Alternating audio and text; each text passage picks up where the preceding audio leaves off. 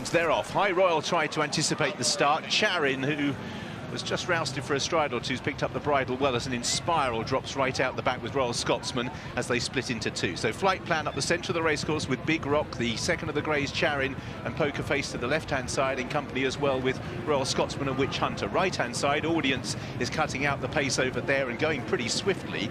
But the only one to go that way as well is Dear My Friend. Inspiral crosses in behind, is outside Royal Scotsman, behind Witch Hunter and High Royal. So Audience on the right-hand side is setting a brisk gallop. Big Rock has now moved through to head the main body of the field with 2 lengths to Flight Plan. Charin comes next with Dear My Friend towards the right in the pale blue colours. Poker Face in midfield from High Royal, Witch Hunter, Inspiral ridden quietly in company with Royal Scotsman. It's Audience down towards halfway, and those furlongs initially were pretty brisk. Audience leaving from Big Rock, just nudged along. Flight Plan, Charin coming there strongly, the grey in the centre. Inspiral just being asked to make her move towards the near side with Poker Face trying to work into it. At this stage, it is Audience who still has the lead, and that lead is still round about 3 lengths from Charin in second place. Inspiral now being hard ridden with Poker Face. We have a furlong and a half for Audience to last home here. Charin is 4 lengths down, and the pair of them are clearing the Lockinge. Audience set out to make every single yard. Charin is coming hard now. There's 3 lengths between them, but Audience is out in the lead. Audience by 2 lengths from Charin on the run up towards the line, and Audience will win the Lockinge. Just like Cape Cross, a pacemaker who may well have made all. Charin was second. The pair of them pulled clear 22-1.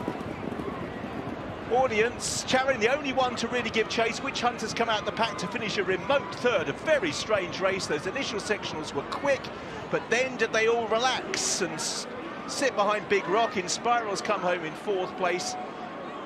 Big Rock's behind High Royal as those two are eclipsed. Well, what prescient words from Simon Crispin beforehand. He said it was memorable when a few years ago the pacemaker, or the supposed pacemaker, made all in the Lockinge and they didn't catch Audience. Was 50-1 this morning, returned 22-1, so it's unfair to call her a pacemaker, or him a pacemaker in their own right. But Rab Havlin, a big race success for him and for John and Thady Gosden in the Cheveley Park colours, but with the white cap. Wow, the audience here at Newbury are silenced.